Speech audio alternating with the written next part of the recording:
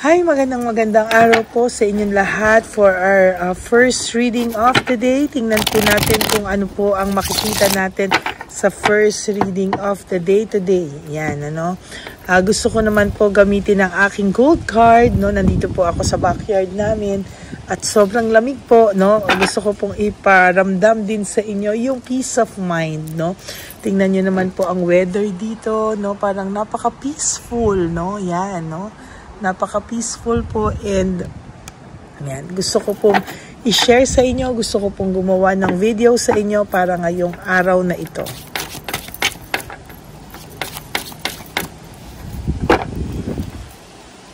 Yan, pili na po tayo ng 10 muna and then 10 again. Kaya lang ang hangin po, baka di pa rin ang ating baraha. Hawakan na lang natin. Okay, so 1, 2, 3, 4, 5, 6, 7, 8, 9, and 10. Itabi muna po natin. Muli po nating balasahin.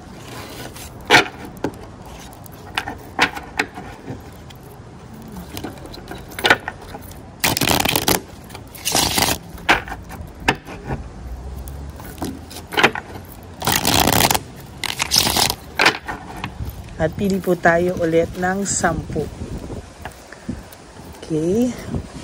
1, 2, 3, 4, 5, 6, 7, 8, 9, and 10.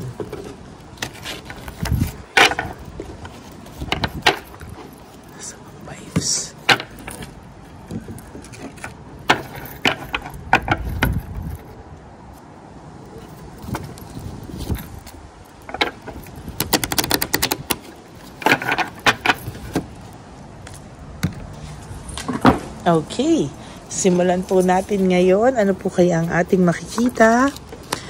The Sun in reverse. This is all about dissatisfaction and lack of inner joy, no? Sa nakikita ko po ngayon, hindi po natin maikakatuwa na sinasabi ko po sa inyo, when you see po kasi the Sun in upward, this is success, joy, happiness, celebration. But when it is in reverse, ito po ay ang lamig. Ito po ay dissatisfaction, lack of inner joy.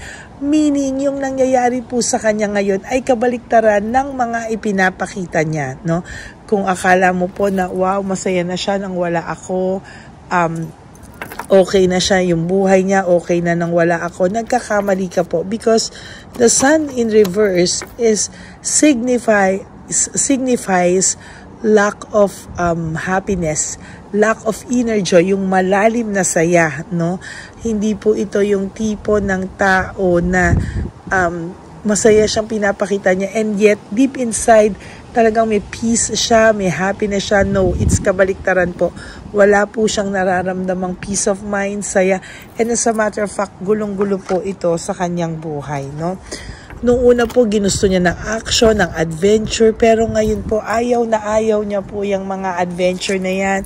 Yung mga naiisip niya pa lang po na magkakagulo ulit, na iniisip niya pa lang na ganito ay talagang ayaw niya na po, no? Wala na po siya talagang ngayon wala po talaga siyang pakialam sa mga gulo. Ayaw niya po talaga ng gulo. Ang tanging hiling po ng taong ito ngayon is peace of mind. Ano? Yan po ang tanging hiling niya po.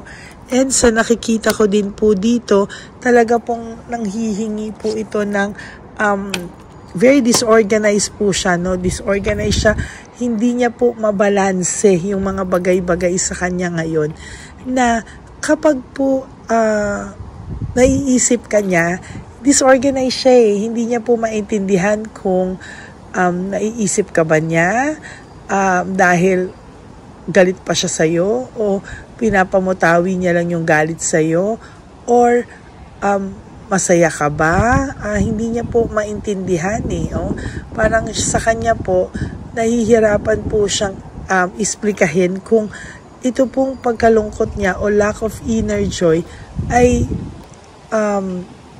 dala lang po ng pagiging disorganized niya sa buhay. Nahirap na po siya. At talagang hindi niya po mabalanse kung ano po ba yung nararamdaman niya sa iyo, whether namimiss ka ba niyang taong to, galit ba siya sa iyo. Parang ngayon po kasi inuuna niya lang po yung sarili niya, no, na parang gusto niyang ipakita na okay siya, gusto niyang ipakita na over na siya. Pero sa totoo lang po, kahit po sabihin itong taong tong wala na kayong pag-asang dalawa, at the back of this person's mind, meron po nag-urge sa kanya na parang gusto niya pa rin pong bumalik sa iyo, but hindi na po niya magawa-gawa because of this, because of situation na parang ang pakiramdam niya po ay bisit na bisit siya sa nangyayari sa buhay niya ngayon. No, hindi niya po maintindihan, Okay, lalo na po dun sa may mga person na may anak yung kanilang person. No, it's either babae man yung third party, halimbawa may mga anak to or lalaki na may mga anak, hindi po sila magiging masaya 100%. Why? Because hindi niya rin naman po tanggap yung mga anak nito. Hindi niya rin naman po gusto yung responsibilidad, no, sa simula lang po. Pero lagi po may nag-i-stalk din, itong taong to, kahit sabihin mo na meron na siyang iba, hindi po siya kontento dun sa kanyang hindi po siya kontento dun sa karelasyon niya dahil sa sitwasyon nila ng karelasyon niya. Hindi po talaga sila magiging totally successful yung relationship nila because marami po silang differences and unresolved issues, no? Gusto po nito ng rest, moving on, rest. Gusto niya pong leave everything behind muna po.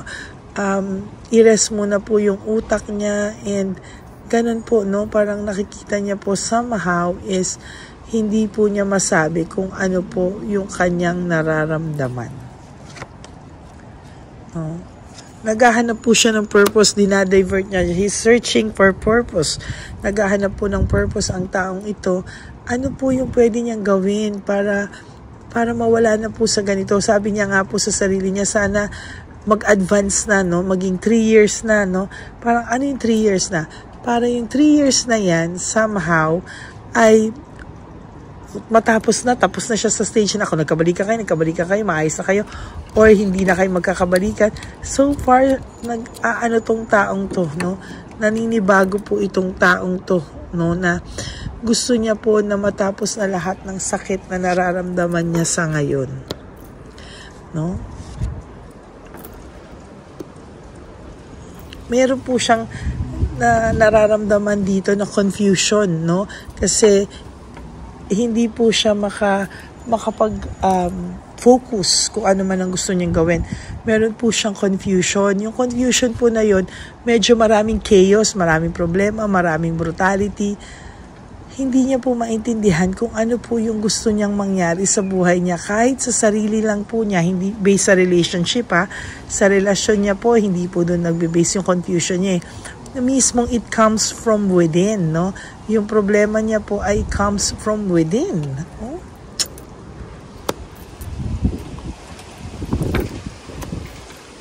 Ayan po, meron po isa pa ulit na dissatisfaction and lack of inner joy. Sadness, depression, negativity. Ayan po yung nakikita ko sa buhay ng taong ito ngayon or sa person nyo ngayon. And most of the time, because of dissatisfied siya, hindi niya po makita yung bigger picture. Hindi niya po makita yung talagang lungkot at saya na hinahanap niya. Hindi niya alam kung malungkot ba siya, masaya ba siya, o parang manhid po siya sa ngayon, no?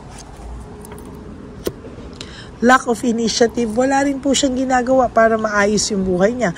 Wala rin naman po siyang magawa kung ano man yung nangyayari sa inyo ngayon. Basta ang gusto niya lang po, manahimik ang lahat. No? Parang gusto niya pong manahimik ang lahat. Parang hindi niya po alam kung kailan daw ba matatapos itong peligrong to na ginawa niya sa buhay niya. Actually, pagka may mga okasyon nga po ba, may bagyo, may sakuna, or bigla po siyang nenervyusin, kakabahan ng matindi, nag-aalala rin po sa ito, kahit po sabi mong ito ay bato na, wala nang pakialam sa'yo, bato na siya, ganyan.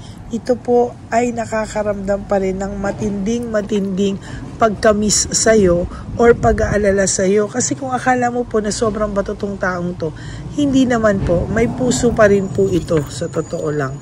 Oh my God, punong-puno po siya ng stress, overstress, burnout. Nababurnout po siya sa mga nangyayari sa kanya ngayon.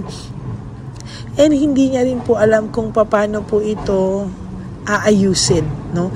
Hindi niya po alam kung paano ito aayusin, hindi niya po alam kung paano at ano ang gagawin niya. Nahihirapan po siya oh.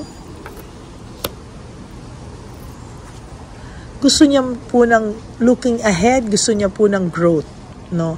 Gusto niya pong mabago yung buhay niya, gusto niya pong magkaroon ng growth, gusto niya pong maayos yung buhay niya. Pero hindi niya po makuhang simulan, no? Hindi niya po alam saan magsisimula para maayos yung buhay niya at mabalik sa dati. Yan. Dahil gulong-gulo po ang taong to, hindi niya po alam kung papaano, no? Dahil po sa pag-iwan niya sa iyo, moving away, leaving behind, nung tinalikuran ka po niya, no? Doon po nagsimula yung mga kalbaryo niya sa buhay. And hindi niya po alam kung ano yung gagawin niya kasi totally nahihirapan po siya. Ayan, no? Nahihirapan po siya. Hindi niya po alam oh. Ayan, oh. Gusto niya pong magkaroon ng clear mind, gusto niya pong mag-isip, gusto niya po lahat. Pero parang gusto niya muna pong umalis at magpakalayo-layo. No? Gusto niya po, I think even you, parang kailangan mo rin po ng time alone. Hindi yung time alone sa bahay Time alone, you go out. Bakasyon ka po sana kahit 3 days. Umalis ka 3 to. Mas maganda nga po na 1 week. Pumunta ka ng Boracay, pumunta ka sa beach. Yung ikaw lang mag-isa. Tapos magmuni-muni ka po. Hindi po sa place na nakasanayan mo. Sa isang place na parang wala kang gagawin kung hindi mag-isa lang muna. No? Mag-isip, mag-enjoy. Gawin mo yung mga gusto mong gawin sa isang lugar na malayo, no? Gawin mo po yan, talaga, sinasabi ko sa'yo, gawin mo po yan. And somehow, pagbalik mo, may realization ka na, no? May mga na-realize ka na, and somehow, malaking tulong po yan sa inyo. Yun po ang nakikita ko. So, unahin nyo po muna ngayon, yung sabi ko sa inyo mag-analyze kayo ng mga bagay, mag-reflect kayo. Yan po yung nakikita ko, no? And somehow, pagbalik nyo po, I promise you, may maganda pong naidulot sa inyo. Okay? Pero pag may nakilala po kayo doon, wag nyo muna pong seryosohin. Okay? Yan po ang inyong first reading of the day, no? Hindi niya po alam kung saan siya magsisimula para maayos ang lahat. O unti-unting ayusin ang lahat. No? So ngayon po kasi ang person nyo po ay gulong-gulo. Okay? So that's it for your first reading. I hope na naka-resonate kayo. Maaga po ito ngayon. And I hope na meron po kayong napulot na aral dito, no? For those of you who would like to have a private reading with me, you can message me po at Ladyly Elena, that's Ladyly Elena. Nasa dulo po yan ng ating video. Diyan nyo lang po ako makokontak. That's my only official and legit FB account. Ayan, no? At sabi ko nga po, so for those of you who would like to give me a super thanks for this video, I would really appreciate that and love that from the bottom of my heart. Dahil marami po tayong matutulungan na matatanda sa ating One Love a Day Christmas edition for our street lolos and lolas. Ayan. Marami po tayong matutulungan dyan. Kaya maraming salamat po sa inyong lahat. And, ang tangi ko pong payo sa inyong lahat is just to live one day at a time, no? Wag po kayong magmadali. Talagang i-process nyo rin po yung inyong nararamdaman. And today is another day. You wake up and three things that will make you happy for today. And sana po ay prioritize niyo po yung sarili niyo sa araw na ito at kayo po ay maging masaya sa araw na to. Iwasan niyo muna po mag-isip sa kanya at matulog po kayo mamaya na nakasurvive kayo sa araw na to. And tomorrow is another day, no? Tomorrow is another day. Ulit-ulitin niyo lang po yan and one day you will realize ay naka-move on na pala ako. Ay okay na pala ako. Kaya ko na pala nang wala siya. And then, tsaka niya po marirealize yung worth mo pag hindi ka na po naghahabol sa kanya, nakita niyang umayos ka, gumanda yung buhay mo nang wala siya, ay sinasabi ko po sa inyo, mga kapatid, no, na marirealize po kasi ng isang tao pag ano yung wala sa kanya, pag wala na sa kanya. No, kaya yan po ang nakikita ko. So, sana po ay maging maayos po ang lahat sa inyo sa araw na ito. And sa aking mga ever loyal and solid Lady Elena friends, family and subscribers na mahal ko po at kahit nasang lupalo po ako ng daigdig, ay ako po ay nagbibigay ng reading of the day. No, I have my family here, pero lagi ko po kayong naiisip dahil pamilya ko din po kayo. Alam ko po na maraming umaasa sa akin, sa aking reading of the day. Kaya ako po ay nagtitake time para naman po kayo ay bigyan ng isang mensahe na para sa inyo. Okay? Maraming salamat po sa inyong lahat and thank you for not skipping ads. Tulong nyo na po yan sa ating channel. Malaki po ang may tutulong yan para sa ating advocacy, sa matatanda, sa ating street lolos and lolas. Maraming salamat po. And ang lagi ko pong payo sa inyo, mga kapatid, is life is too short. Don't make it shorter by stressing yourself from all the pains and heartaches na binigay sa inyo na kahapon. Just surrender everything to the divine universe and just let go and let God write your life and love story. I will be back for another set of reading.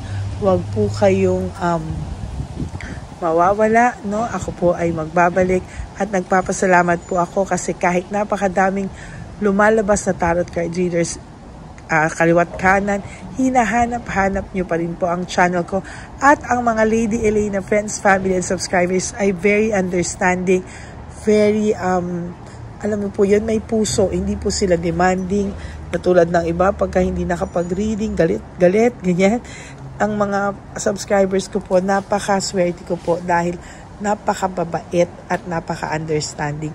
Kaya nagpapasalamat po ako sa inyong lahat at mahal na mahal ko po kayong lahat. Thank you so much and God bless you. I will definitely see you later for my second reading of the day. Bye! Bye!